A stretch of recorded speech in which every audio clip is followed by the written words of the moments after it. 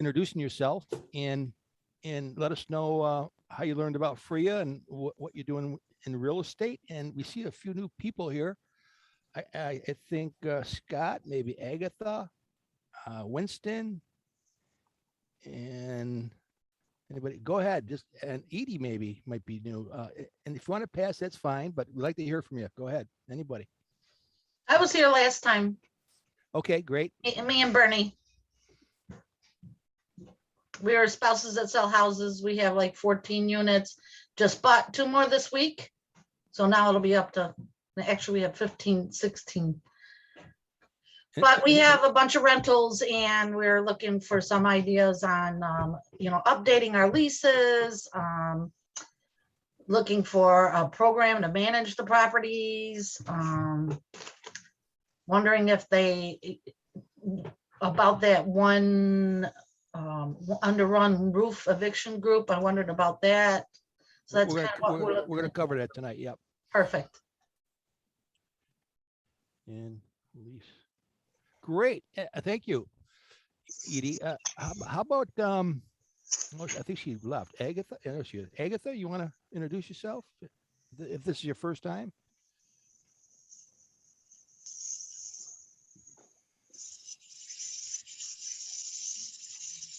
Wishes to pass. And Winston, would you like to introduce yourself?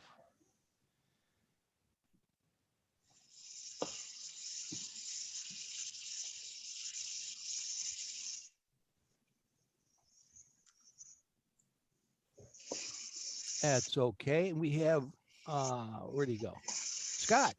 How you doing, Scott? Good. Hi, everybody. I went to the last in-person meeting, but this is only my second meeting.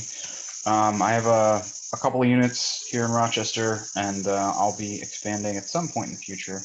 But I'm focused more on still kind of building my book of professionals, finding a contractor that I can depend on, someone who does roofs. I don't have any projects that I need to do right now, but when I do, I'd like to have those professionals in place. I've had not the best luck with the contractors that I've worked with. So if anybody has any recommendations, feel free to shoot them my way. But other than that, I don't know what I don't know. So I just want to learn as much as I can. Awesome. This is a place for do-it-yourself property management. Okay. Tonight we're going to cover updates on the rent relief funds, court actions, city survey, good cause eviction discussion. We always like to do a regular property management topic, and I think Edie brought up two we could work on: programs to manage and lease updates. And we always like you, the attendees, to drive the topics too. So if you have a topic you want to throw around the group, this is the place to do it. But we'll start with the state of money. Rent relief for tenants. I think we're at the point now where most of the tenants have applied, or we're starting to see a lot of money coming in. If you have a horror story, jump in and tell us. But I think, who is not aware of the new LRAP, Landlord Rent Relief Program? Anybody not familiar with that? We're aware of it. We just can't get the tenants to do it. No. Tenants are not involved. This is the LRAP, not the ERAP. Okay. This just came out after our last meeting, October 7th, and it's on the same platform on the OTDA website. You have to make an account there. The process is pretty simple once you get through it, but this program, not a whole lot of money. It's $250 million to be used, but is available for two categories. We, as the property owner, can apply on behalf of a tenant. One, where they have up and moved ONU rent during COVID. That time frame is March 2020 up to now. So anywhere in that time frame somebody's moved, owed you money, you can apply on that site. Second are the tenants who don't, that don't cooperate and won't follow through. That's the second category. So Beth, I have a feeling this money is going to be long gone real fast, right? Yeah, I don't think it will last long at all. Edie, if you go to the website, you'll see it says LRAP, I believe. And then you have to register, make an account, upload a W-9, kind of register as an owner, and then you can go ahead and apply on behalf of your tenant without the tenant's cooperation. You do have to prove that that you've told the tenant about 211 or told the tenant about the New York State funds that are available. So we've done that by, just our text messages to the tenants, proving that by letters that have gone out. We haven't seen anything yet, but I think it's pretty early in the process, but. What is the website? What is it? OTBA? OTDA. And then Carl, is it .newyork.gov? If you just put in NYOTDA, it'll pop up. It'll fly up there. But like I said, make sure you're filling out. Don't go to the I'm going to say it wrong. The ERAP. You need to go to the LRAP. Right. Yeah, Edie, that just flew right up there, so it's easy to get to. And the reason why Beth is saying it is because both applications are on the same platform. So focus on the LRAP. This is pretty good stuff. I think the money will be long gone. This first wave of funding is for owners who have units less than 20, properties less than 20 units. Yeah. Leaves out the big boys. So properties with less than 20 units. That's per building, Beth, right? Per building, less than 20 units. Yeah, it's per building. Yeah. And there's a 45-day window for that from October 7th to wherever 45 days goes out. After that, it's open to everybody. And like I said, with Beth, I think money will be long gone by that time. So we have our applications in. They're pending. I think they're going to be pending for a long time. But the way these applications look, being so simple, I can't believe that they're just going to take that verbatim. I anticipate that they're going to come back wanting more documentation. What do you think, Beth? Oh, absolutely. I think it's very easy for people for fraud. Oh, yeah. It's totally easy for fraud right now. I don't know how they're going to police it either, because if you don't need the tenant to say, yes, I owe them money, I don't know. I don't know how they're going to work it out, but it is what it is. Yeah, we'll see what happens. So any questions on the LRAP? That's some good stuff. Would you still qualify if the tenant, like, I think the reason the one tenant isn't doing it is because she thinks that she made too much money, so she wouldn't qualify to get the rent in the future through that. I would consider that an uncooperative tenant. So you can do it for uncooperative tenants or tenants who have like moved out and skipped and left you with, $5,000. But you do have to prove that you've tried. So if you've said, well, can you at least apply? That's a try. Do they still have to be living there? Well, no, they out and skipped. Yeah. Yeah. So they're considering skips or uncooperative tenants. So we have a handful, more than a handful that we've put through. I mean, some people are just lazy and don't want to do their part, and some people just are flat out ignoring us. The truth. So I just think there's a lot of different avenues, but it also opens up that fraud we just talked about. Yeah, it doesn't matter why they're not following through. The reasons are irrelevant. They're just not cooperating or following through. I had about 5 of those, Beth. I have a lot of up and moved out. But I think, Edie, what you're referring to, what Beth was saying, is you have to show you've made at least 3 attempts to notify the tenant of the availability of the ERAP program. 2 in writing, one verbal. Of course, we've done a lot more than 3. We're over a dozen. Yeah, we had a tenant that even the mother didn't know where he was, and the brother came and moved his stuff out, and they still don't know where he is. I don't know if he's in jail or what's going on, but So the 3 items that you have to show that you made contact about the rent relief program. Those are for the tenants that are still there, Mhm. not that category where they moved out. So it's just that category We have one of each. where they're still there. Okay. And one thing that's kind of weird on the move out ones, their phone numbers are mandatory. And those numbers are long gone. That's Right. one Good. thing. Yeah, that's one thing. Second is, I wonder, are they going to call them and verify this stuff? Yeah, really. Well, you and I both know they don't answer the phone, so not gonna get you too far. Yeah, denied. Well, I think they could probably check against the tax records because they usually go and get their taxes. So they'd have their address, the previous address on their taxes. It wouldn't be hard to verify that. Yep.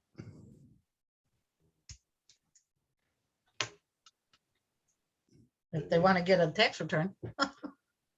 Yeah, I got a question for They'll you take guys. it against their taxes. What you got, Gary? I have a woman that got assistance from the regular ERAP, when it first started, and she's behind again.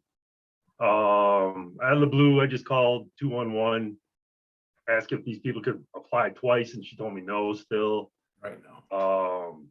She does have a husband, and I asked, so are they going by the address or are they going by the person? And can the husband apply for assistance this time? And she asked me, Beth, are they on you two take separate this one. leases? And I said, yes, because I knew that was what she wanted to hear. And she said, yeah, the other gentleman, the gentleman can apply for assistance also. You guys have any experience in that? Yep. I Beth, have go a- ahead. I have a very hard time with this question because I have tenants who have done it 3 times now. I don't know how, I don't know why. From what I understand, they can get a total of 12 months back rent, whether they get 3 the first time, 4 the second time, and so on and so forth. However, in the beginning, it was a one shot, one and done. So I don't really know the answer. Pat just said that he was at Baden Street today picking up a check and they said, no, it's one and done. So I think it might be between the agencies. You're kind of like, if you hit up Catholic Family once, you're done. But they might move you to, Baden Street or Providence Housing or something like that. So in my opinion, absolutely go apply. And another, I mean, if it's not gonna come back to bite me, they're the No. ones applying.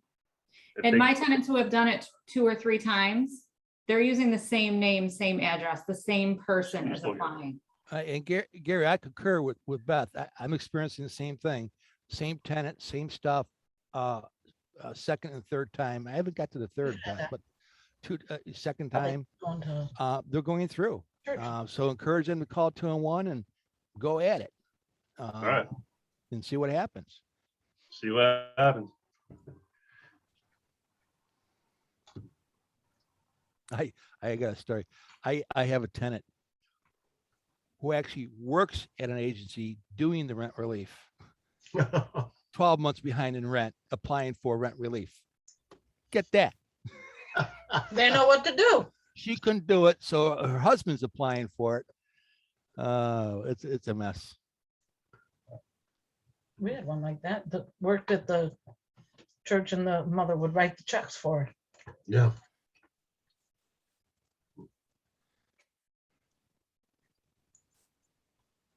All done with that thread? We're all good? Yep. Let's go. All right, so the moratorium is still on January 15th. We got one camp saying it's done. We have another camp saying, oh, no, the far left guys who not going to put these people out in the middle of winter time. They're going to extend it. Who knows? But if you have a tenant who has applied for an ERAP program, Beth, I wonder if that also includes us on the LRAP. What do you mean? Because if you apply for the program, it automatically gives them the extension to January 15th. That's what the law says. But they applied. What if we apply on their behalf? I wonder what goes on. Having said that, part of the law there was some backlash on this one, allowed the OTDA to talk to the Office of Court Administration in terms of who's applied for funding. What they're trying to do is talk to the court, let them know that, yes, they have applied versus word of mouth, and hopefully they get it. So there is some kind of connection, communication between rent relief and the courts. Does anybody have any, court stories to share? Legal aid trying to dump your case or dismiss your case, or to get a warrant judgment? Are you doing any evictions? 14-day pay or quits? What are you guys doing out there? I don't know if anybody agrees with me or not, but our experience right now is that prior to this new updated moratorium, we were sending people to eviction court. They were showing up, they were going to the table, getting the aid, going through the process. With the new moratorium, there's this cover letter that goes with on the eviction forms itself. And everyone is signing that hardship paper, and they're not even told to go get the aid. So that is Carl, you and I have talked about it. That's my biggest gripe, is they're just basically putting everything on hold for 4 months, where prior they were at least told, go call 211 or go call something, because before people were actually showing up to court and doing what they were told. Now there's this letter literally on the cover letter saying, oh, just sign this form and nothing will happen to you till January. So I don't know are you experiencing that, Carl, where you're just like, can't even file anymore? No. This time around, on that form, it is said right in that form that we have the ability to challenge the credibility of the form, where the last one did not. That was because of that Supreme Court decision saying that last one was unlawful. This one allows us to get back into court, and if you have reason to believe in good faith that they have income enough to pay rent, SSI being a perfect example, that doesn't stop, but yet they're not paying rent, right? And then in court, it's up to the judge to decide, is the proof good enough? And again, there's a question right now. It's a heated debate, Beth, as we know, who's to provide the proof, right? So the legal community think we need to provide the proof, but the law says the tenant needs to provide the proof. We only have to attest to the fact we have reasonable cause to believe that they're not being credible on the form. Doesn't say we have to prove it, but I talked to Gene Crimmy, the chief clerk, and asked him that question. Have you seen any motions to challenge? He goes, not a whole lot. I think since that started, it was 2 months ago, month and a half, he's seen about a handful, about a dozen motions to challenge. Don't know what happened to him, but I'm going to go down to court and find out. Interesting to know. Last time we spoke about the new Rochester Housing Court that's under construction, being enacted. That begins December 6th. I don't know if you remember the particulars about that, but it's a wait and see approach as to how that's going to roll out. I talked to Gene Crimmy on that. He's the chief clerk down there, and it's going to change. It's a moving target. He says that really nothing's going to really change right off the bat. They're going to wait and see as to how to make adjustments. But the law says that the one judge is assigned to that case. But right now, they're still going to rotate between the 9 judges. I expect that to stop. But the change is, we already have a court. So why do we have a Rochester Housing Court? Well, what the law did, it provided the court, this particular special court, housing court, a much broader powers to deal with cases of code violations, warrant of habitability, and not being habitable, where tenants brings up issues of whatever. Well, they do that now, except the court has the ability to issue criminal and civil determinations and or fines against the property owner. They have that ability, broader powers. I'll give you an example, because Buffalo does this. And by the way, you brought the action on as petition for non-payment of rent. You're going for non-payment of rent. Next thing you know, you're the defendant in front of this judge trying to defend the fact that you have these violations. And now I'm going to impose a sanction on you, Mr. Landlord. And here's your little, judgment. And so in Buffalo, okay, in one case I knew about, all right, tenant, you're going to pay the court your rent in escrow. Landlord, you're going to fix and get a C of O within 30 days. If not, you're in contempt. Come back and see me in 30 days. That's an example. And there's so many variations to that theme, but potentially that could be there. Don't know. But it gives the court that power. We also, well, just real quick, we took 6 tenants to small claims court recently. We won all the cases. 2 out of the 6 showed up, but we got judgments for not paying rent. So, and we know where they live. They haven't left yet. They work. So we're going to pursue the judgments, see what happens. You know, small claims courts, what, $35. So it was worth it. Judges were great. The arbitrators, they still had held the case, even though the other people didn't show. And they weren't pro tenant at all. As long as you have your ducks in a row, they went smooth. And Pat, you still had to present your case when they don't show up. Is that true? Yep. Okay. So who knows how many we'll collect from, but again, you know, for $35, just to make them accountable, it's worth a try. What's been the conversation like with those tenants? They're still on your property and they know they didn't go and they got a judgment. What's been the communication? Like, Well, oh, asshole. Well, a few of them were my properties that we sold and they're still there. Okay. And maybe there's 1 or 2 still there, but yeah, they kind of don't care. So we'll just hit them, hit them on the credit because they work, they need their credit.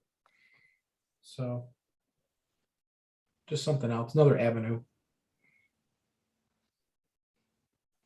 Anybody else with a court case situation? So what I'm understanding is you couldn't take them to court to evict them, but you can take them to small claims because they're late on their rent. Yeah, you just don't get possession. Landlord tenant is for possession. Money judgments is small claims court. Hey, Carl. Yeah. So we got some new properties, and we got one property where the tenant hasn't paid in 14 months. We're really sketchy about who she is. I don't think we had a lease, did we? Mm-mm. Okay, so we didn't have a lease, and the person's never home. So I left a notice on the door. I took a picture of the notice and I said, hey, this is your new manager. Please give us a call at this number so we can connect and basically meet the person, see who she is. So a couple of days go by, nothing, they don't get back to me. So then I go again and I go to put the second notice on the door, and a kid probably 10, 12 years old answered the door. And I said, hey, can you give this to your mother? He kind of blew me off. I was kind of surprised. He's 10 to 12 years old. So, he took the notice and shut the door. So we didn't hear anything again. So we boarded up the whole house. Well, no, before that. Okay. So 2 trips, 2 notices. I go there a third time. But the notice said we'll be there Wednesday at noon Okay. to do a walk through a safety inspection. Right. So the first notice was, give me a call. I want to meet you. We're your new property management. Second notice says, on this date and time, whether you're home or not, and it was nicer than that, whether you're home or not, we're changing the locks. Hopefully you're there. We want to meet you. So after that second notice, we didn't get a call. So I go over there a third time. Nobody's home and the side door is ajar. And I push it open a little bit. There's damage at the door jamb, like somebody broke in.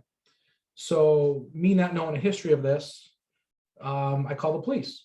So I call the police to say, hey, possibly somebody inside doing a burglary. Who knows? I haven't checked the house. So they came out, they checked the house, it's clear. And at that time, they gave me an opportunity to check the house for myself. So I took a bunch of pictures, house was full of stuff, one of those where probably someone's living there, but I won't be surprised if they're not living there because we've had people walk out of homes and leave them full. It's amazing, some of the stuff. So it's kind of borderline. House isn't in great shape.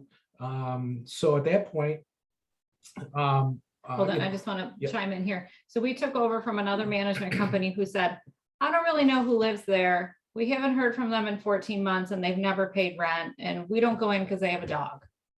So that was the information we got from the old manager. So we were kind of 50-50 on if anyone lived there to begin with. Go Yeah. ahead. So after the police thing, at least I knew, we had a call. They checked it first, whatever, and no cameras or anything like that. So at that point, we boarded up the house. We made it safe, boarded up. Utilities are on in someone else's name. We didn't change them. We boarded up the house because the whole basis is we want to know who's living here, identify yourself, get to know each other, right? It's not like we're going to deny them to go back in the house. I know they owe 14 months. So when we did that, we boarded up pretty good. A person called to say, hey, they live there. They're really sassy on the phone. Nope, days later, she calls and says she was shot and she's been in the hospital for a week. And we're like, okay, prove that you live there, lease, anything. She's like, no, I'm not going to do what you're telling me to do. I'll do what I have to do and you do what you have to do. And she pretty much threatened the staff. We're like, okay, whatever. She still has not shown up for keys. She still has not pressed this any further. So the house is still boarded up. And it's been about 3 weeks now. So, and this is a good one. I like to get good ones because I haven't had this before. So I'm thinking, let's hold the property for 31 days. She's not calling us. She's not coming with police escorts, nothing. And again, I would certainly meet her there and do what we have to do. But after the 30 days are up at this point, I'm going to consider it abandoned. Out to the curb it goes. What do you think on that? Nice procedure, nice process. You're doing your you're protecting your butt. You're doing your due diligence and doing it. Only one thing, I would inject just one thing, and this form works every time. We talked about it before. In fact, I gave it when we were meeting in person. The abandonment form, like I say, the abandonment form. That could be taped on that door at any time. And I actually define what abandonment is because I had that in the lease.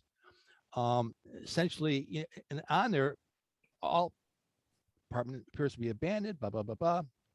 All items remaining inside will be placed at the curb. And I give them the date. We place at the curb and put the date on there. If this is not the case, you must call this number. And I've done this hundreds of times. And in every case where that was not the case, I got a call. I got a call the moment they saw that sign.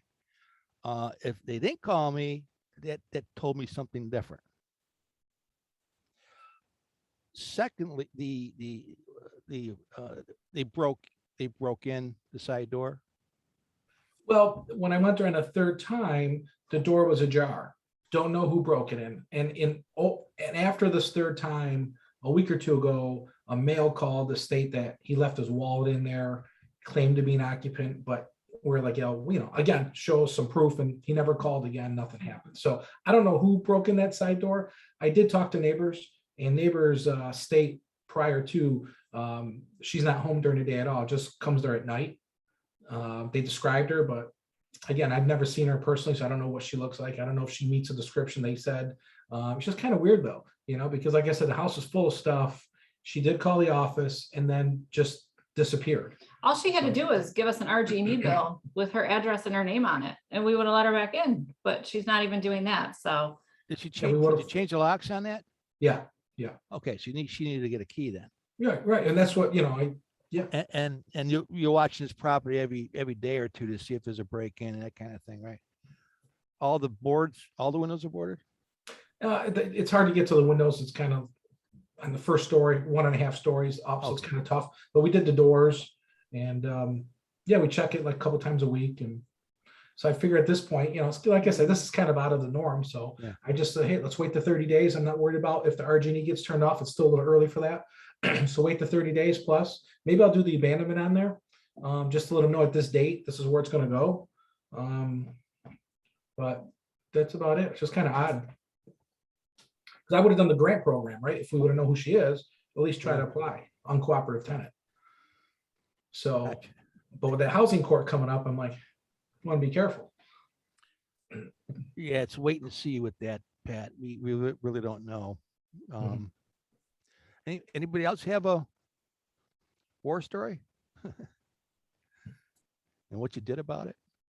We had somebody move out and then we thought they were gone. They left a table in there and 2 weeks later they moved back in. It was crazy, crazy. Like all the- I.e., I was just going to bring this up. I'm seeing more and more of this, but I'm hearing more of this from my colleagues out there in the field.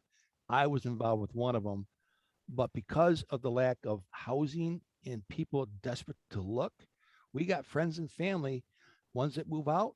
Here's an empty apartment. Here's the key. Move in. Now you got a squatter. Is that what happened to you? No, No, it was the same person that moved back Oh, in. move in. Okay. Worse yet, you get a squatter. You don't know the person moves. And the moves back in. locks were changed. And Oh my gosh. he called the cops. and they broke in, and they said, was any furniture left in there? I said, yeah, that table there, nothing we can do about it. If they had one personal item in there, there was nothing you could do about it, according to the police. So I don't know. It was crazy, but I had to go through the whole eviction process again. That was about 10, 15, That was a while almost ago. 20 years ago, yeah. Well, a long time. Yeah. So watch for that. If somebody's moving out, and be right there when that happens. What I don't recommend, it's what happened to the case I was in, is the guy had an office. So the tenant comes, here's the key, goodbye, thank you very much. And, it took him an hour or two or a day to get over there. Well, no, you need to be right. If you're going to do keys, right there at the property, change the locks right there. Carl, I went to go look at a property just a few weeks ago and the tenants moved out. The place was locked up. The nephew broke in through the window. Him and 3 other guys moved in. I was supposed to do a walkthrough and look at the house and buy it. And of course, they weren't letting anybody in there. And the management company, it was just a woman who does it part-time. And I asked her, I go, is the power on? She goes, I don't know. I go, is the water on? She goes, I don't think so. I go, well, then you better call to make sure everything is shut off. And so a few days ago, I heard everything's been shut off, but they're still inside the property. Now, I thought, because if there's no water, isn't that a health and safety thing also? But they're not letting anybody in the house. I can't even go look at the house. I want to buy the house, and this owner wants to sell it desperately. Joe, I know you. I know the price just went down because of that. Thank you. Oh, the price is, I got the price down as it is. So I want to buy the house. But all of a sudden, they broke in through the window and there's 4 guys living in there now. You know what that bathroom looks like, Joe? Oh.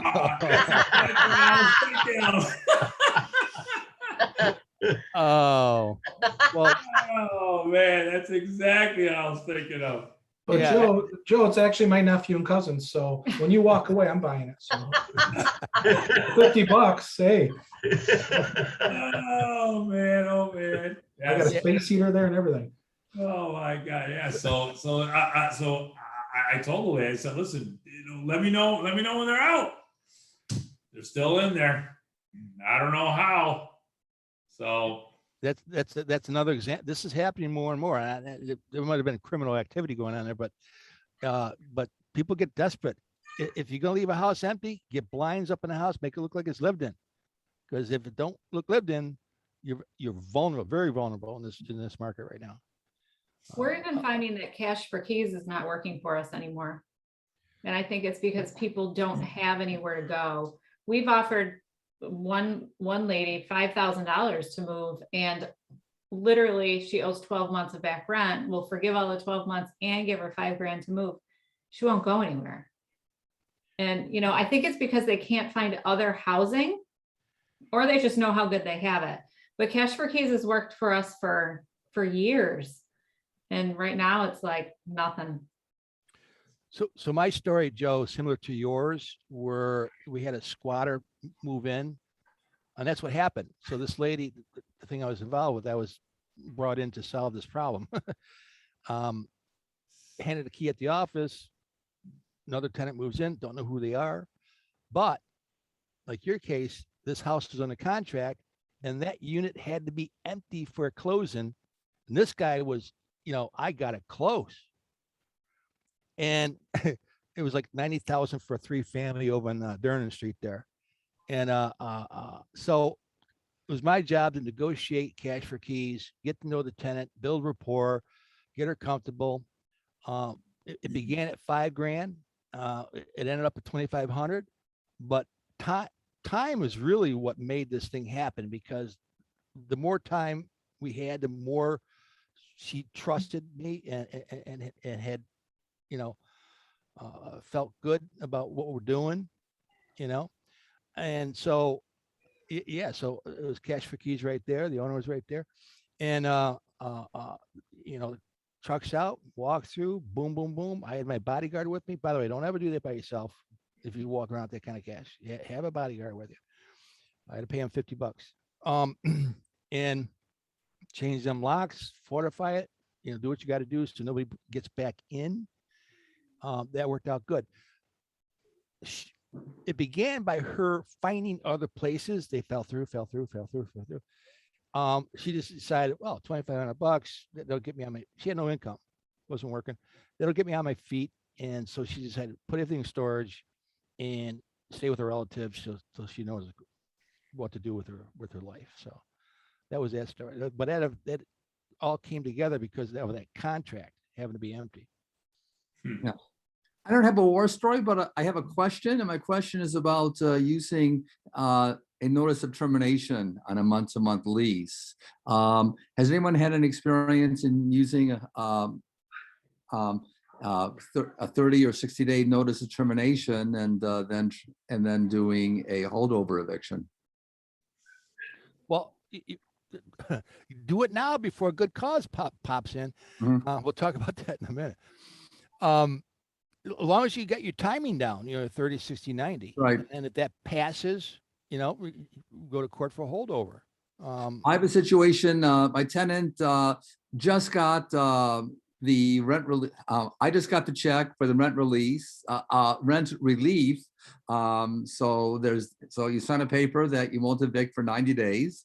I'm thinking I've got to give the tenant a 60-day notice. I'm thinking after 30 days after getting the rent relief check, can I then give my 60-day notice of termination of tenancy and then start the holdover eviction after her 90 days is up following getting the rent relief check? Beth, isn't there the It's RAA? It 12 was months. 90 days, and then there was another form that was 1 year. Which one was that? Yeah, if you got the check recently, Elliot, then you're stuck. You got to keep her for 12 months. No, my agreement says that I will not evict her for 90 days. It's not a 1 year. Well, no. Well, no, That- because it's you can't evict for non-payment for 90 days, but you can't give notice to vacate for 12 months.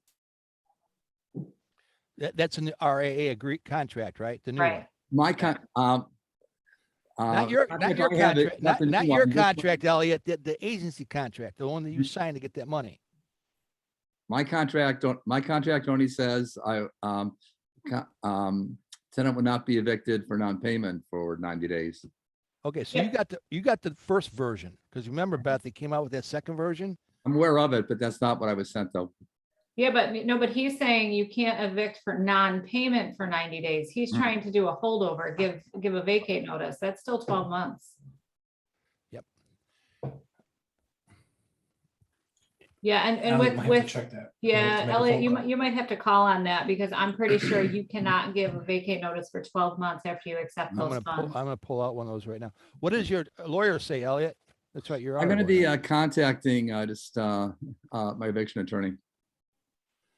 And then also, if you do give a notice to vacate and they don't move, you're stuck. Because the eviction moratorium unfortunately Yeah, protects so January holdovers 15th. also. Right, so if you tell them to be out by January 31st and they're still there February 1st, you can file a holdover, fine, they'll hear it, but they're not gonna enforce a warrant until after the eviction moratorium's over anyway. I have like 2 of those. Mhm. Where we were actually granted the warrant. And Pelizzi was gonna go lock out, and then the new moratorium was slapped on there, and now we're still stuck. So you gotta be kind of careful with those right now, because if you were to, let's just say you don't fall within that 12 months and you give them a vacate notice to be out in 90 days. If the tenant knows their rights, they're gonna milk it as long as they can.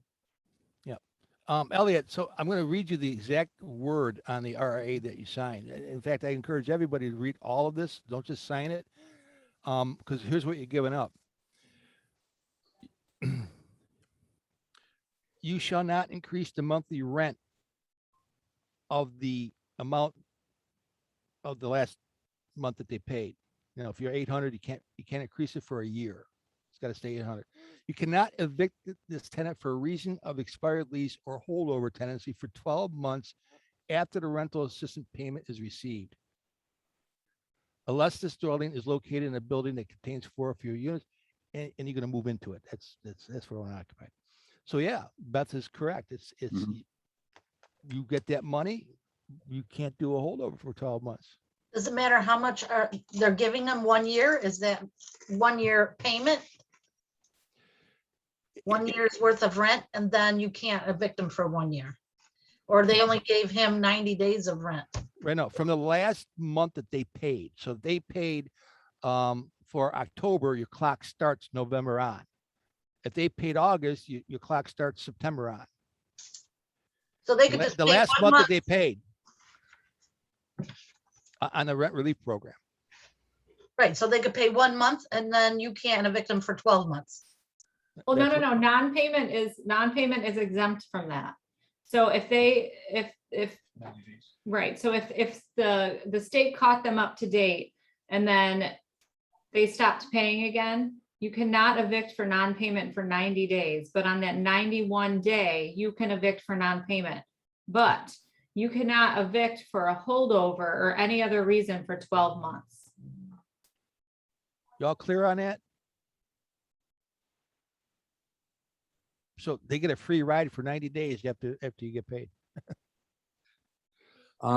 This Here's one, yeah, Go ahead, Alex. this Go one ahead. this one already just, this one is already behind on rent. So in this case, I'm gonna have a non-payment situation. I'll just have to, wait out the 90 days.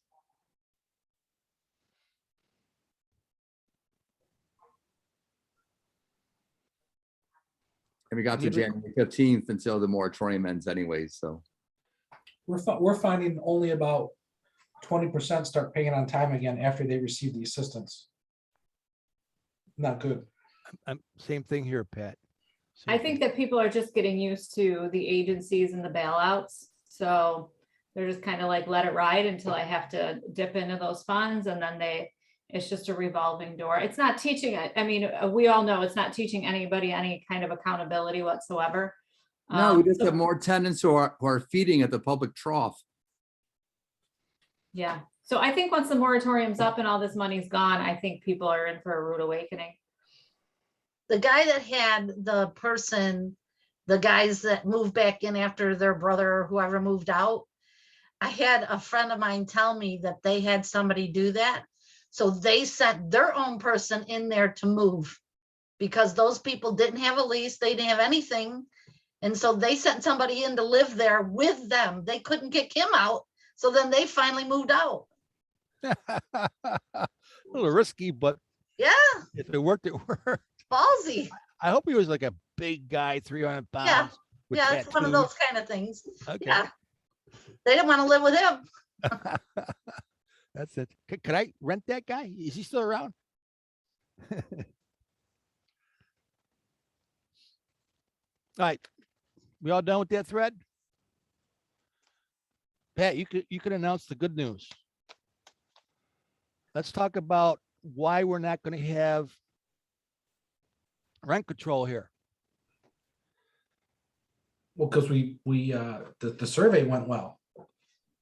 Everybody familiar with what happened? The background with that?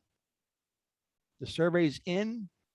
I would suggest it's on the city website. There's an executive briefing, executive summary, and there's the actual report itself. Pretty interesting stuff.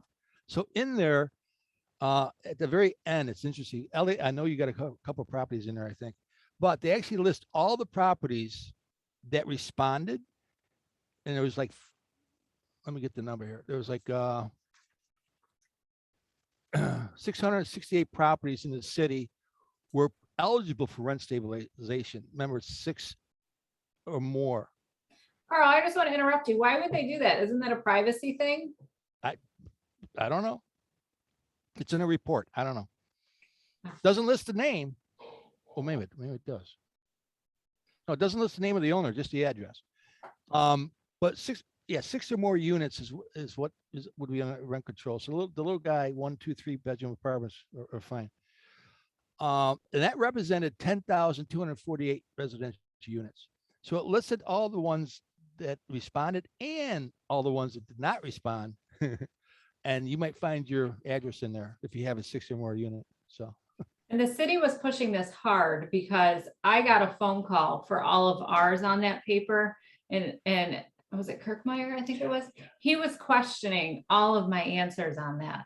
So I think I feel like they were just putting him on, calling everybody just to be like, okay, can we lower a little more? Did they make a mistake? Can we lower it more? Yeah, when you got the commissioner calling to get more participation, and the city paid a firm, and like Carl says, that report's really thorough, pretty cool report, lengthy, good, really cool. The city went through with this rent stabilization survey in the middle of the pandemic when nobody's moving, which skews the numbers because if nobody's moving, there's no vacancies, which means it proves their point. So if they can prove 4.99 and less of available units open for rent, then we do have a problem here, and then we're eligible for rent control for people that own 6 units and higher, buildings with six units and more. So we were like opposed to them doing the survey, like, let's wait until the pandemic's over, when it's true. And they're like, nope, they pushed ahead with it. They got their own company to do the survey, and it came back like it was like 9%. All right, again, they needed to be 4.99 or less, which will show available units for rent. There's 9% available. So a city council member was pretty upset by that. And I know some others apparently had a hard time. Hey, you paid for the company, you had the survey, the results are the results.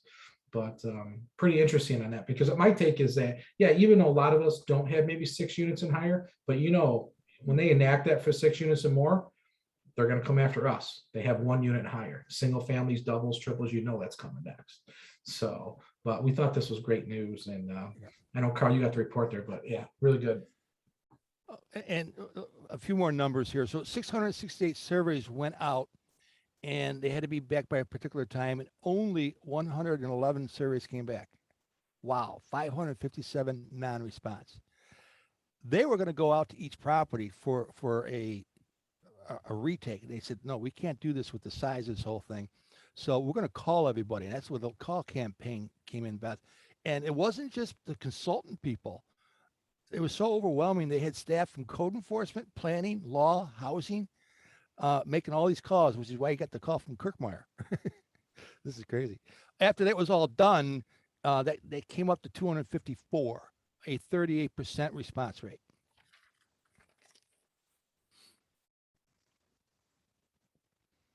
We're all done with that thread?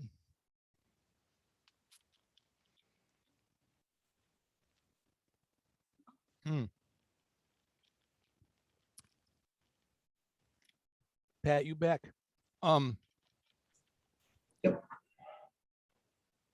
We have been having some heavy and heated discussions with the proponents, opponents of good cause eviction, because there's rumor that city council is gearing up to get this thing passed.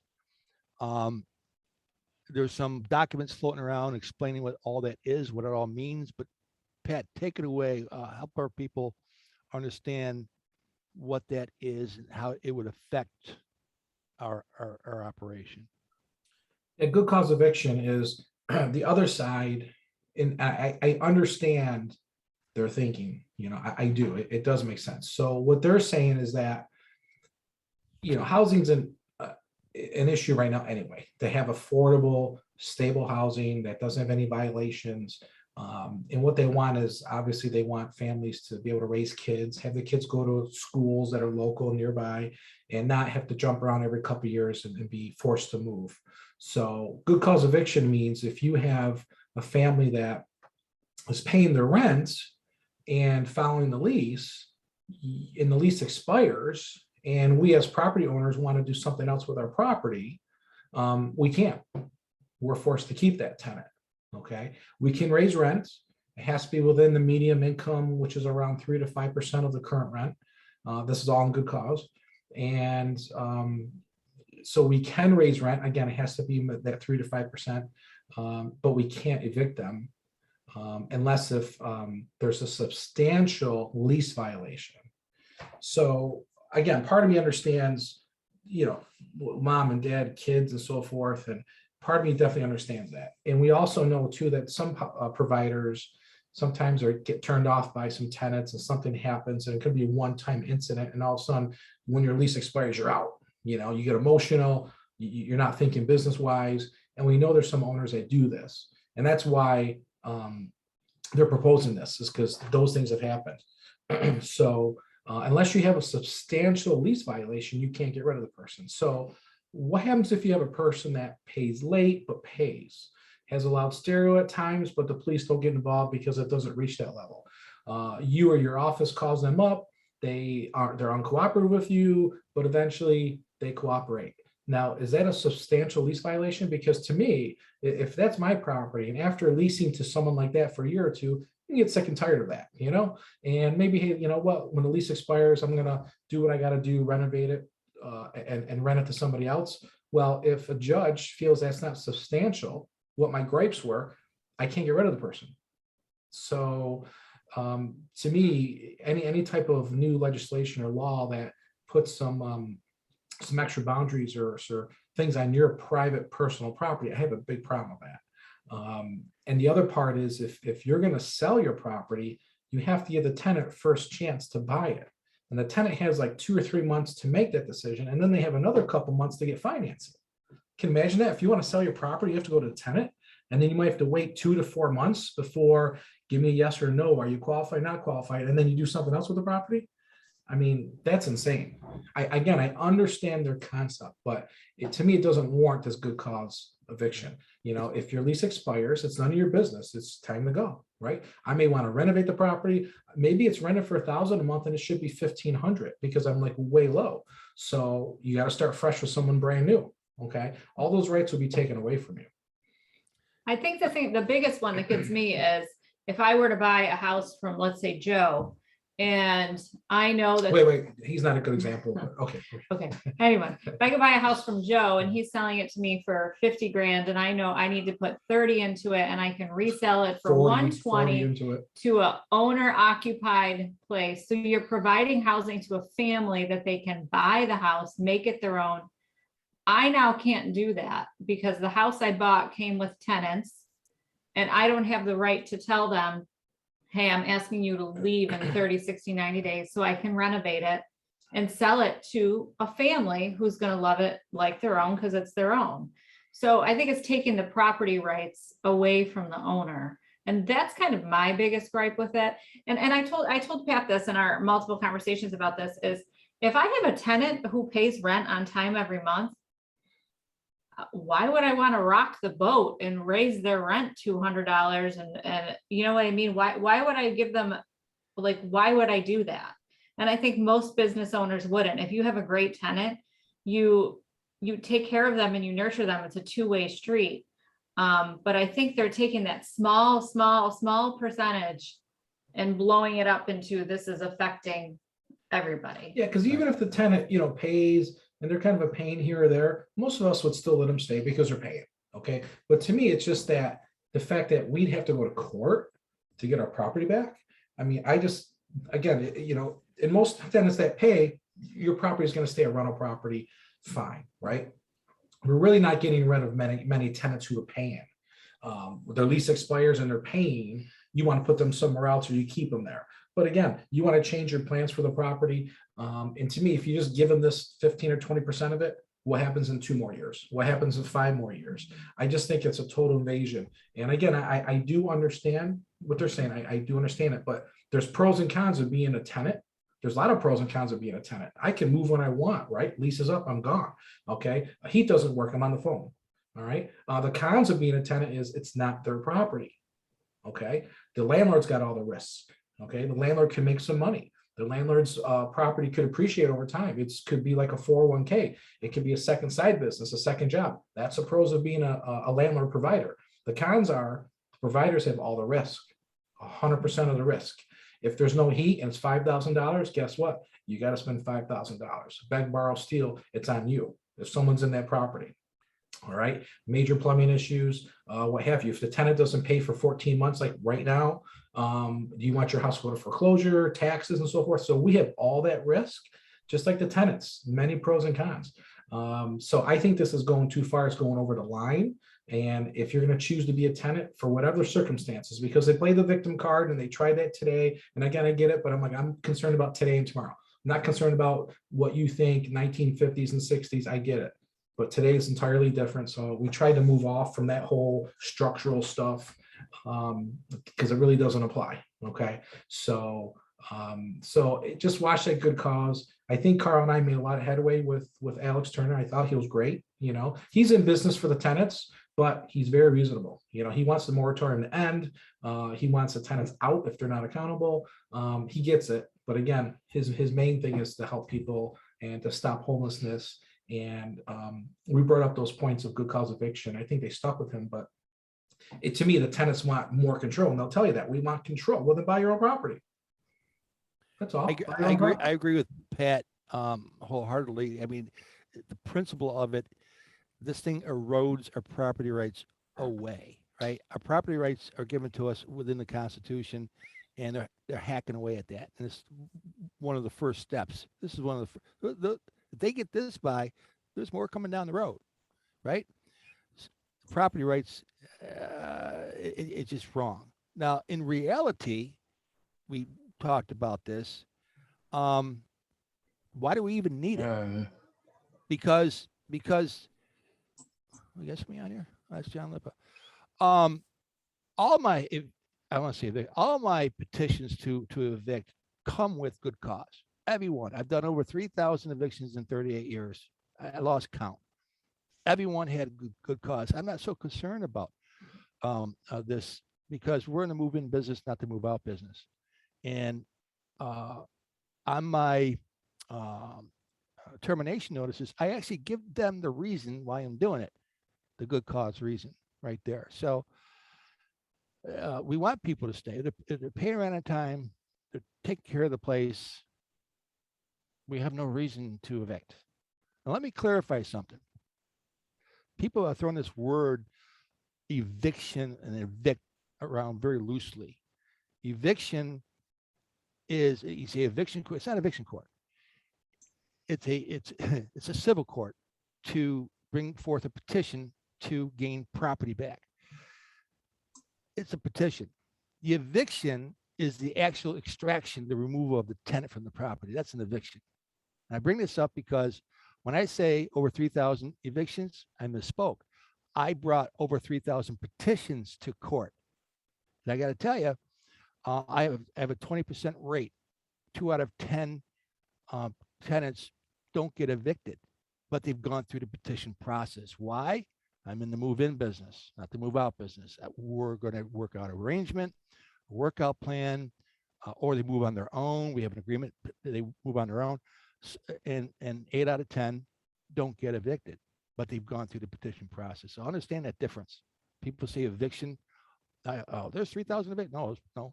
There might be about 500 evictions out of 3,000. Any questions? I got a question. A good cause, is that just for Rochester? Are they making it for the county? Are they trying to go for the state? What, I mean, because I have stuff in the suburbs. Right now, that's the city of Rochester legislation. But funny that you mentioned that because New York State's got one in committee working on a state one. Brother. Pat, who's passed already? We have Albany passed and somebody else. Myra? I believe Ithaca, Albany, of course, Buffalo has a wacky mayor candidate. If she gets in, she'll definitely go for it. But I think New York State's voting on it too, aren't they, Carl? I thought that was coming up soon. Yeah, I just said New York State's got a bill in committee. It's not coming up yet, but it's being tossed. It's been in there for a little while. But here's what I promised Jake that I would do. What we need to do, we keep saying how it's going to affect us. Let's fast forward this a little bit. Let's go to a city in a different state or wherever who is 3 years ahead of us. Let's talk to them. What happened? What went down? What occurred?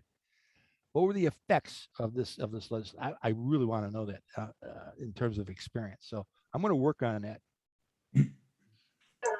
Well, it says on mute, but we're not, that's me though. It says on mute, but that's me, isn't it? Yeah, mute yourself there, Dick. John. There you go. I got him. I knew you did. Good cause. Any where's that stuff? Any other stuff on the city website? I don't know. Now, I heard a rumor today. I don't know if it's true, but supposedly the Supreme Court is hearing about the New York State eviction moratorium on November 8th to see if it could be upheld or not. Has anyone heard that? Ooh, that's Andy, am I wrong? You're shaking your head. I had not heard that. I know that there were lawsuits pending from a couple different places. To my knowledge, there was an attorney in Rochester that was trying to solicit funds from everybody and anybody to support their lawsuit against the state for the eviction moratorium. I believe that Chip in New York City also filed a suit. I don't know the status of that one. It's probably somewhere on their website. Those are the two I'm aware of. I would be really shocked if they've made it to the Supreme Court already, like maybe the state Supreme Court. But usually the lower courts are going to punt, and that's like months and months. Like the first one punts, and then 2 months later it goes to another one, and that one punts. And then a month after that, that guy punts, and then eventually it gets to the Supreme Court, back and forth between appeals, depending on the decisions and everything else. I would be amazed if the Supreme Court was looking at it already, honestly. Beth, did you hear that from a reliable source? Well, Could be the state maybe. Supreme Court. It might be, maybe it was the state Supreme Court. It was on one of the New York State landlord Facebook groups. And they seem to be pretty accurate because it's a lot of people from different directions. But I don't know. Like I said, rumor. Do you know what county that's in? No. Okay. All right. Give us an update next time, will you? Sure. All right. Are we done with that? Any questions?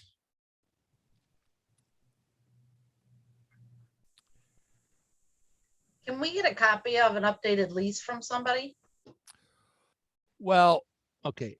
Edie, hold on. Deal with that. So there are hundreds of leases out there. There's no one generic type. Your leases are self-generated based upon your temperament, your style, your expectation, your risk level. You generate your own. You draw ideas or certain things from different leases to make it your own. There's no one generic lease out there other than Bloomberg out there. So when you say an updated lease, I update mine a couple, mine's proprietary. I update mine a few times a year, twice a year. I'm not sure if Under One Roof has a copy of a lease on their resource list. Not anymore. No? Jamie used to have a Blue Moon lease that she would offer to people where she would basically have a base lease agreement, and that was current for the state. And then she would have like a list of different clauses that you could choose to insert based on your situation with like pets and disability, handicap access. Like she'd have all these different things that you could plug in to this Blue Moon lease to cover your butt. But if you were to use all of them, your lease would be like 27 pages long. Right. No. So you, Edie, you have your own lease now, right? So when you say updated in terms of, Yeah, well, since they've done that 30, 60, 90 days, and then now they're adding on these other things, and it's like every other week, it seems like we have to make adjustments to the lease. I'm just curious to see what ours is compared to other people's. And originally we got it from an attorney who had apartments. And just kind of through the years morphed into what we have now. I'm telling you, Edie, I took this from Carl. The snow and ice removal is key. Slip and falls. I mean, we have hundreds and hundreds of units, and slip and falls, we get phone calls every year. And ever since we added that, from what Carl said, that they are responsible for snow and ice removal. That's something small, but that's really beneficial. Yeah, we have that on ours. Okay, good. Yeah, if you haven't updated yours since all the craziness with the HSTPA, which happened on June 14th of 2019, you really need to hand it off to an attorney and get it updated. A real Bingo. estate attorney who's current, because it's not, the 30, 60, 90 is the least of your concerns. There's your deposits changed, your Right, that's what I mean. yeah, you need to give it to an attorney and have them just gut it, because you're 2 years late at this point and you're at risk, because all those laws are in effect whether your lease changed or not. Like, it doesn't matter what they signed. When this law went into effect, your lease changed. You can't do anything about it. Like, if you're still holding double security deposits, if you're taking pet deposits, you can't collect on excess rent for parking spaces and garages, and extra fees for pet, like everything. Your whole business model has to be updated. And it has to be continuously updated. Yeah, that's what I mean. It's like, Yeah, it's We're definitely doing an something. ever-changing document for Yeah. sure. And I mean, we deal with hundreds and hundreds of units, and we're constantly changing our lease. That's nothing to skimp on. Yeah, and that In my lease is opinion. it's about a half hour long with the tenant. And we go over it, they sign an initial, and we go read through the whole thing. I think ours is like 6 pages, maybe front and back. I try to make it shorter, but again, you gotta put in there what you feel is appropriate. And are you guys a property management group, Mhm. or is Yeah. it just you and your rentals? property management. yeah, Gallagher Property Management, one of the largest in town for small properties out there. Yeah, I'm not buying properties here, no way. You manage Not property. anymore. Me neither. I got There out. was a years- time when you owned quite a few of your own. Yeah, If we No, only would have saved them and I'm out. sold them this year. I'm out. Yeah, now we're down to two holds that we have Yeah. that are nice and pretty, and people are paying. The rest, we're just flipping, and we're doing obviously for other people, and getting calls every day, weekly. It's insane. Out of towners are home reserve. We're not worthy. That's I sold my last one 2 weeks ago, or 2 months ago rather. So I'm out of New York State. I'm in other states right now, but I manage about 160 units myself. Smaller operation. I used to be at pet size years ago, but I'm getting older now. So one last thing on leases, if you don't mind. What this ETPA did for me is eliminated leases, 1-year leases. All mine are month to month right now. They're written month to month contracts, rental agreements. Yes, they're still written, but the term is month to month. That's one change I've done. But a lease in the mind of a tenant is irrelevant. Lease doesn't matter. They will move when there's a significant change of which they need to move. Change in income, domestic violence, a guy got shot across the street, something drastic happens, lease or not, they're going to move. You're going to find that. I think a lot of us experience that. Lease or not, they're going to move. Their families in day. I just had one at Eiffel Place. She wanted to stay so bad, but the neighbor was threatening the kids, caused her to move. What goes on in the streets?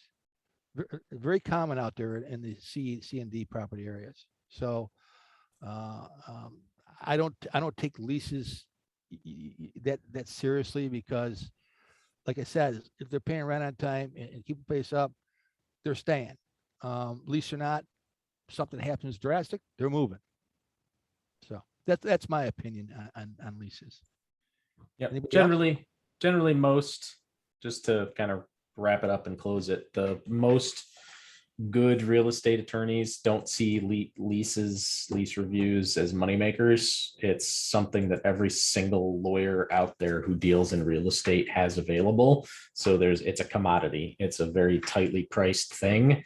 Most attorneys will take your lease and review it and either rewrite it or give you advice on how to change it and what clauses to put into it for $300 to $500.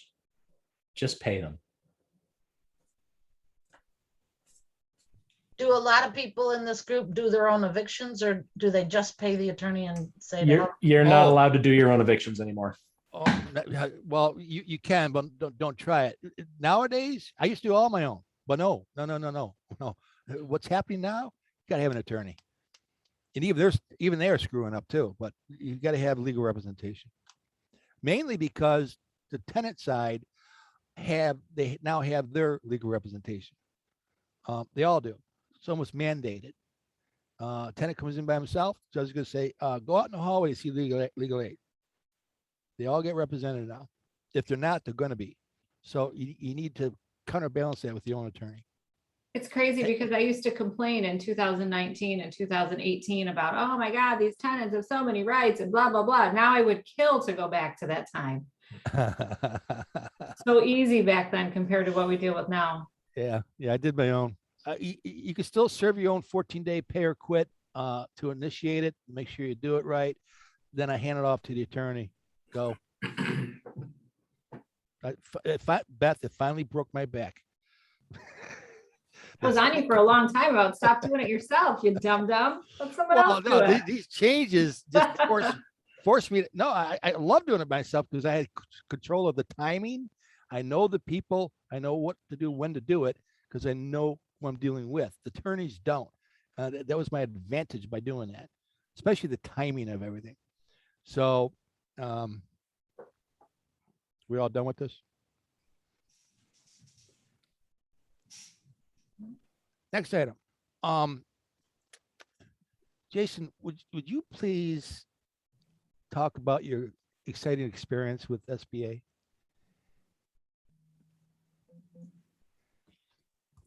Yeah, so I remember when they first came out with all the COVID assistance, they had like an SBA loan that you could qualify for, and you get, I remember it being something like, okay, you could qualify for like 25,000, but then you'd have to pay it back. I can't even remember what it was, but I guess this EIDL loan from the SBA, pretty much everybody with a business, like go on their website. It takes like 5 minutes and see if you qualify. Because it's basically, I've been telling different owners I'm working with that, they're using, I think, just gross income.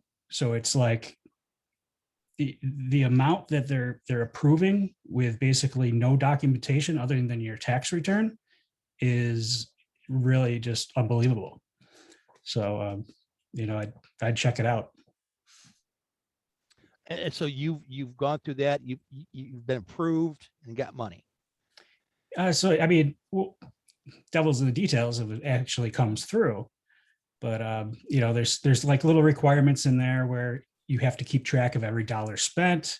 You keep track of your receipts. Maybe yearly you have to go in and you have to get your accountant to give the SBA logs or something.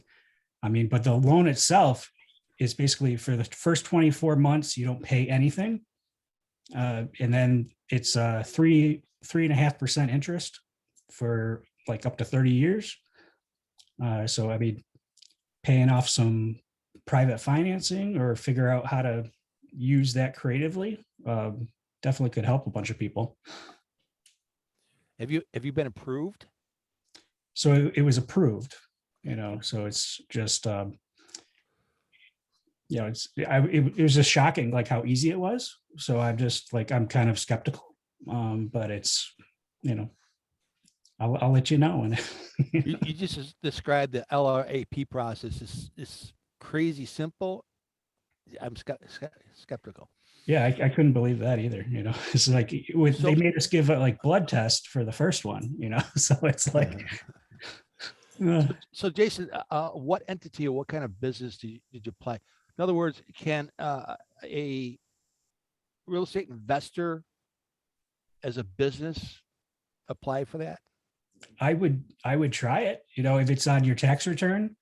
I'd say that if you apply for one business, like basically a property management company, and then you have other income from various rental properties on the tax return, somehow they were counting gross income, and obviously not net income. Otherwise, you know, we would have had a different result. But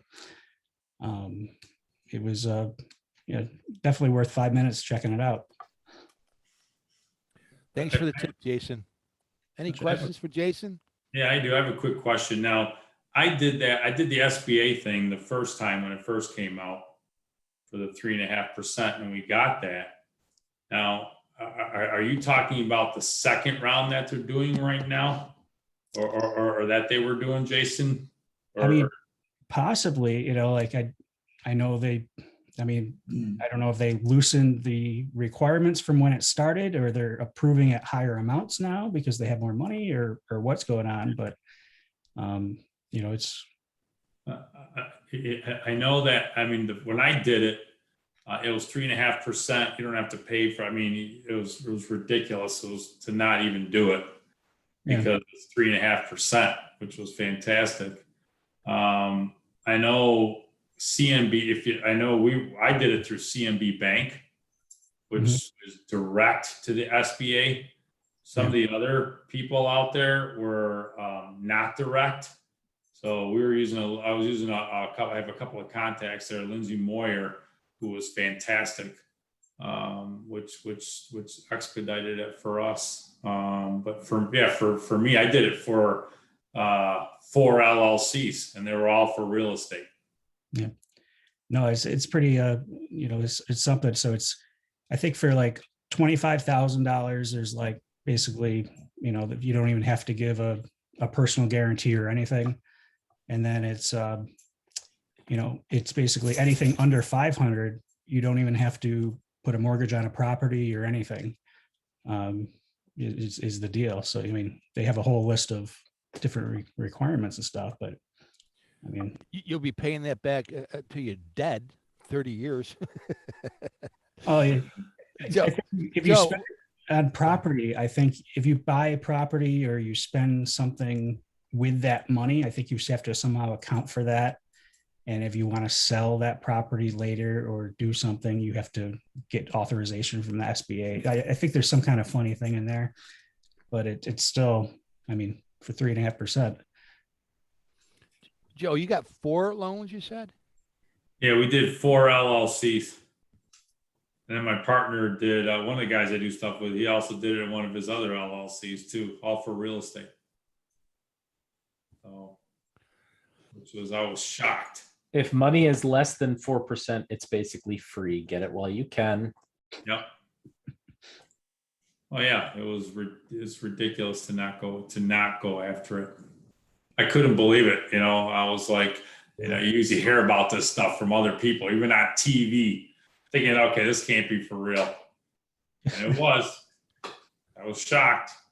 I own a day spa, and I went for all of those loans. I went for as much as I could get. And the first EIDL they gave me, and then when the second round came out, my bank said, you qualify again, they're going to give it to you. And then they gave me the forgiveness on the one, what is it called? The PPP. Yeah, I've gotten the forgiveness on the PPP. Yeah. But I got all of it. Mm-hmm. Joe, after the audit, let us know how it goes. Oh yeah, there it is. Oh, my. You do actually have to sign your life away. They make you sign a form that gives the IRS permission to share your tax returns with the SBA. Mhm. So outside of that, everything is hunky dory. Once they double the size of the IRS, I'm sure no one will get audited. I'll just tell them Pat Gallagher told me to. Yeah. Okay. All right, guys. So we're winding down here. Got a few minutes left. So let's end this with a property management topic we'd like to, at least talk about. Let's start with Edie's request to see if anybody has a recommendation for what's that property management program. Edie, Yeah. you don't use one now? No, I have like Read QuickBooks. not QuickBooks. Oh, my sister set it up for me. Got it. Excel. Excel. Yep. Of course, you go online. There's dozens in there to fish around. But does anybody have a particular suggestion? How many properties do you have? We have 14. And we just bought another one, but that one's going to be a flip. I know there's some really simple ones. We use Rent Manager, but it's really, really intense. I think a lot of people use that for 200 or more units. I believe Buildium, a lot of people use Buildium. It seems pretty simple. And I think they do it per unit, like a per unit scale. So that might be one to look into. Carl, what do you use? Proprietary. I have my own. It's called Paper and Oh. Pen. You fancy. You fancy. Oh my God! It's like click, click, click, click. Yeah, I know Buildium is pretty simple and it keeps track of, your own expenses and then blah, blah, blah. So I've heard of that one. Andy, do you know any other simple ones? Appfolio, I've seen people use. Yardi Ooh. Yardi is really like apartment complex built. So Yardi doesn't get used a lot because it's a pain in the butt. Supposedly, there's a new Yardi out there called Yardi Breeze, which I don't know anybody who's used yet. And I am deathly afraid that it's a nightmare, but I guess if it's affordable and meets the needs, check it out. Somebody uses Tenant Cloud that is local to us. A couple people use Rent Ready, I think, but there's probably 100 different ones out there. Yep. Edie, take this down. MrLandlord.com. In there's a few recommendations. This guy's got the biggest. Well, not just a newsletter, but website for do-it-yourself managing. They got everything under the sun. He's been operating for about 35 years now, but there's a few recommendations right in there. And there's actually some, what do you call those? People talk to each other. The forums. Yeah. So there's most likely there's a forum about that very subject itself. And so everybody's talking to everybody about, what's working, what's not. Most of the programs that I've looked into seem like they're very heavily focused on tracking expenses, but I haven't found anything that does a very good job of helping me keep records of maintenance on different properties, like what I'm trying to keep track of. I mean, expenses are important, obviously, but I also want to remember, when was the last time I changed the batteries in the fire extinguisher and all those other things. But I haven't found anything like that. Oh man. Well, I know Yardi definitely has that built in, but it's also built more for multifamily. So they've got modules you can plug in for pretty much everything. You can get modules for serial numbers for appliances, for service dates, for service calls. It's all tied in, but they want you to use it for everything. So every time you do a service call, the service call comes in, it gets put in Yardi. Yardi issues it to the maintenance soup. This maintenance soup gets it on their iPad. They go to the property, they go to the site, into the unit, check everything off. Sometimes they have the tenant sign off on it if they're there. If not, they just check off that it's done, take a picture, and they're out the door. So, but that's Yardi is crazy stupid money, like 6 figures to set up. So that's not something for anybody with like even 100 units. It's not worth it. That is a bit out of my reach. Yeah. Not in the budget. No, Good to know. Yardi is usually 10,000 units plus. Then it becomes a reality where you need to get something that's that in depth. Otherwise, most companies that I've worked with use spreadsheets and they just keep good records. Scott, I just ran across exactly what you're looking for. I'm trying to find it because I put it in the trash, but I know exactly what you're talking about because that's exactly what this program was designed for, to track and manage maintenance. Can't help you now, but I did see one. Well, good to know it's out there. Yeah. Start. Thanks, Carl. And just, I'm just gonna add, Carl, off topic here a little bit. Who knows with the moratorium in January? Obviously, the holidays are coming up. The weather's still halfway decent.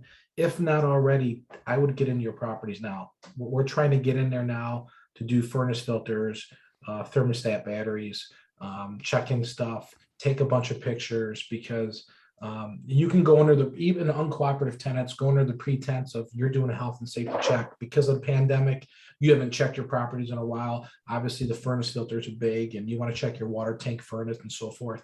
And that pretense, get in, do your thing, take a bunch of pictures as well. Because if there's some tenant allegations 6 months from now and you're not keeping it up, yada, yada, of course, hopefully you'll have your initial move-in pics. Then you'll have your pics from now. And then in 6 months or later, if the tenant has pics, you can compare what you had or you have compared to what they have. So like I said, if not, I would just we're trying to get in all our units now and check things out. So it'd be a good idea. Being proactive than reactive. Yep. Smart move. So any last closing thoughts from anybody? We're winding down here. Recommendations for real estate attorneys. Don't have any. They're all bad. I know. Wah, wah, wah. Everybody but Steve. Can't say bad things about Steve. Yeah, we don't have any around here. We do, but they do everything. So they don't specialize. Yeah, they don't specialize. It's Yeah, just, avoid anybody who doesn't specialize. That's rule number 1. What town are you in? we're in Orleans County. Medina. No, we're Waterport. We No, live in Waterport, but no, our properties are in Medina. That's rural area, right? Yeah, real. Yeah, we're right between Buffalo and Rochester. Wow. Yeah. Yeah, I mean, go to Steve. I mean, Steve Peterson can do a little bit of it, but like he's more closings and less leases. Yeah. You know, so he's trying to get away from evictions on it. yeah. I think Jamie, a lot of them are. No, just Jamie's Blue Moon lease was solid, but since she left Boylan Code and went to the firm in Buffalo, her target client is now large multifamily. So she's not doing a lot with the Rochester period because she's back in Buffalo where she actually lives. She commuted for like 13 years from Buffalo to Rochester every day. we're mostly worried about the updating our lease and make sure that, I mean, we've got pretty good leases, but I'd like a real estate attorney to look over my lease. You might want to try Buddy Lester in Brockport. Buddy. Oh, I have heard that name. Yeah, Buddy Lester, his closings are expensive for his closings, but as far as to pay for an hour, if it's time to go over your lease, plus he's close to you, he might be worthwhile. Yeah, we work with several real estate attorneys. We're both real estate agents. We've been doing it for 30 years. We use the same attorneys. Well, a few of them have left, and But they don't like to do the evictions either, and it's just like, I don't want to do them, so who am I going to get to do them? we've been doing our own. We actually had a real estate attorney speak at our last in-person meeting over at 515 State when we did the blended general meeting. That was Andrew Dick. I think he's Leon's attorney, actually. Yeah. Yes, he is. So, I'm not sure what his leases look like or how good they are. But if he's involved in lawsuits and evictions, he's got to at least know what the heck he's talking about, or he wouldn't be doing what he's doing. So maybe give Andrew Dick a call too. That's one of the main reasons we got into this group is because we've been doing real estate, we've been agents, but the rental property, it's you got to cover your ass. Exactly. Looking for Actually, another question No, just keep talking. real estate financing as well. I know there's a lot of private financing out there. I've been to several banks. I'm sure you guys are all aware that you can only do so many loans with one certain bank, and they won't allow you to do other ones. We've had really good luck with the credit unions. I just wondered if anybody else had where they go for financing. Lots and lots of Canandaigua National, because you can do portfolios. Lions National does a bunch. Reliant has been doing some. They're a credit union. Trying to think of who else. ESL doesn't really play as nicely as like most of the others. You say portfolio, that's not like you're grouping all your properties into one, like a blanket mortgage or anything like that, right? You're not talking about that. They do that as well, Yeah. but Joe uses them for stuff. You don't have to do that. They do have a certain number. I think they cap it at like 10 properties per LLC loan in one of those or something like that. I don't know all the specifics, but Joe LaBarbera does because he uses them. Canandaigua National Bank does, they did my last one, I think it's 4 per portfolio loan is the max. That's how Generations Bank was. We got, I think they were at 5, but I think they cut it down to 4. No, actually, they went up to 10. A lot of them did. But Yeah. Now I did do one with First, but for some reason, they actually called me a week and a half ago, and because of federal regulations, they're making them take them out of the portfolio. And for some reason, because they're such a small bank, they have to make them now individual loans. It's not going to change my mortgage or anything like that, though. But it's a pain in the neck for that for Family First. So I've done stuff with Family First, but I don't know. So by the way, when I heard your name again, Brian Spears says to say hello. Oh. Brian, yeah, that's who sold me my last house. Yeah. No, not the last one, the one before that. Yeah. Mm-hmm. Yeah. So. Tony, are you able to explain the link that you put in the chat?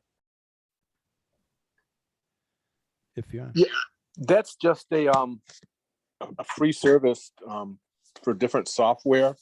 They'll give you a free consultation, talk to you about your needs.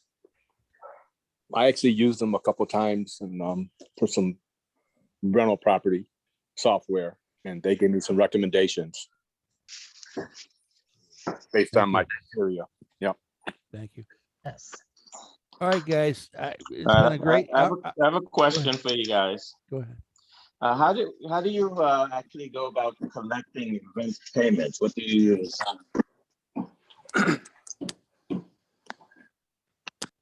Collecting what? Rent payments. How do you collect your rent? You know, it's a ACH. You go pick up checks. So what do you do? Well, first of all, don't ever chase rent. That's rule number 1. Rent needs to come to you. You figure out a way to make that happen easiest for the tenant.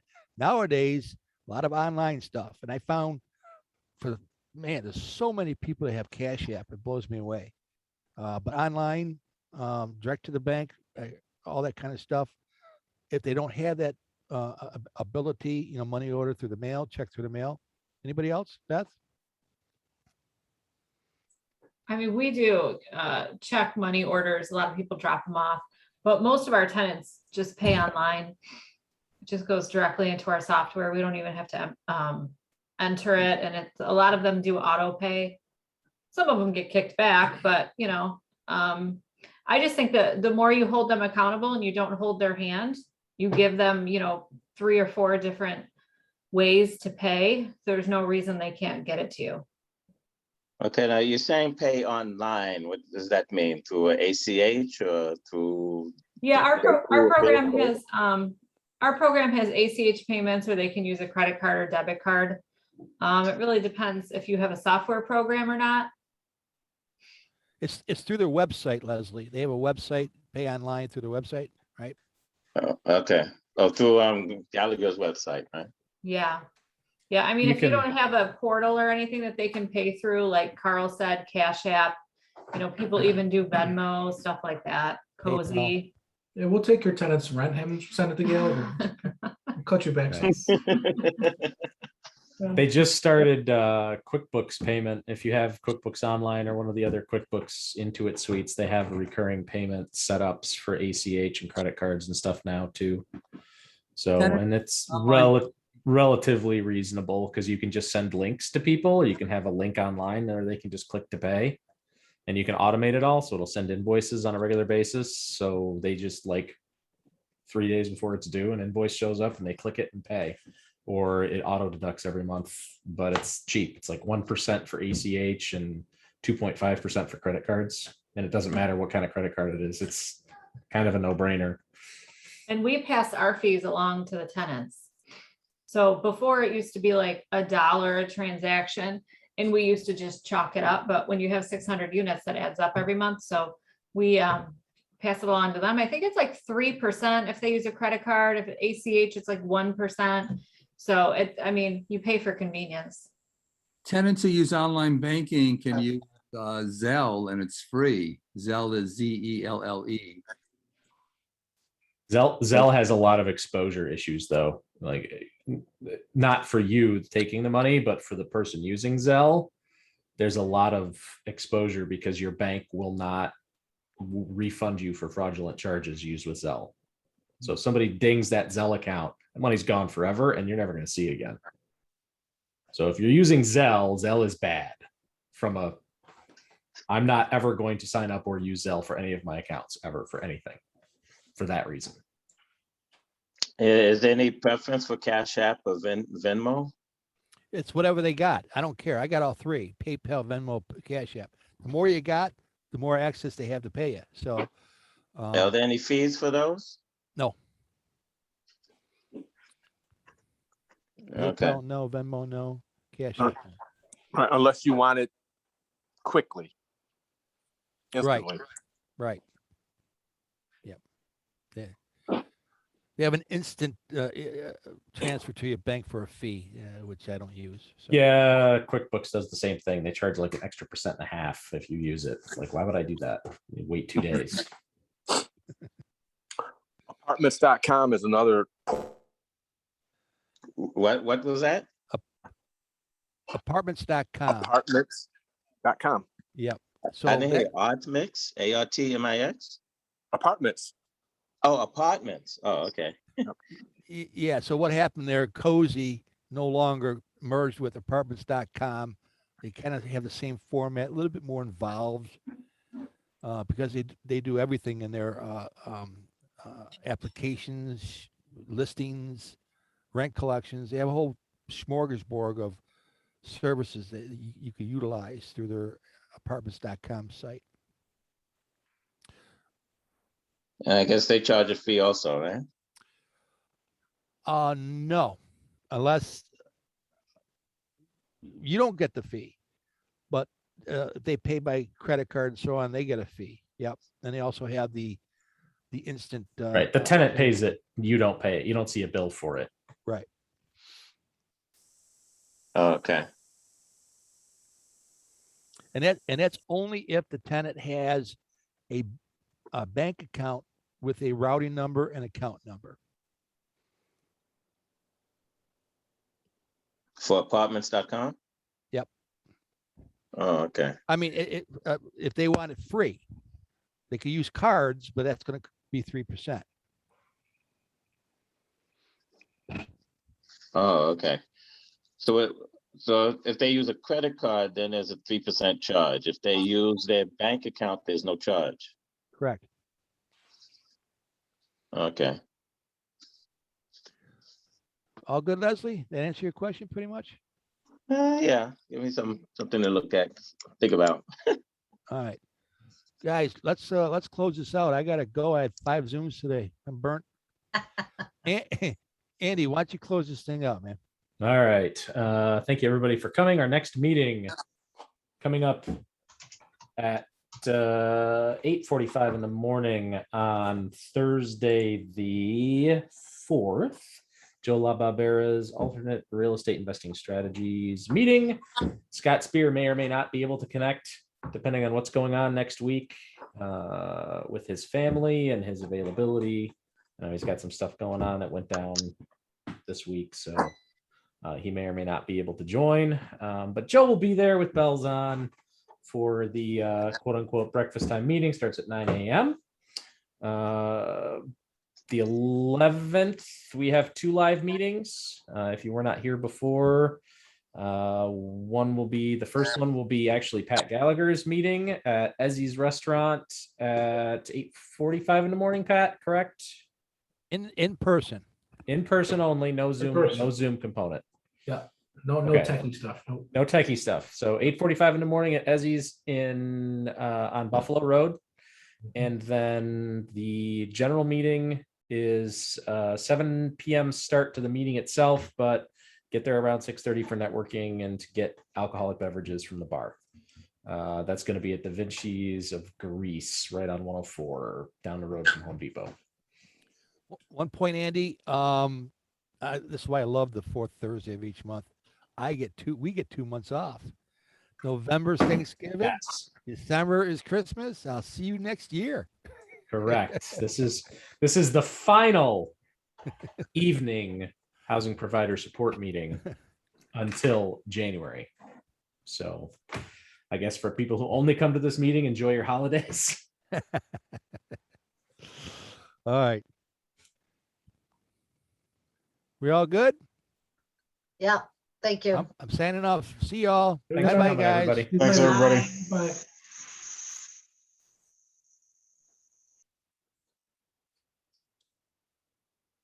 Okay.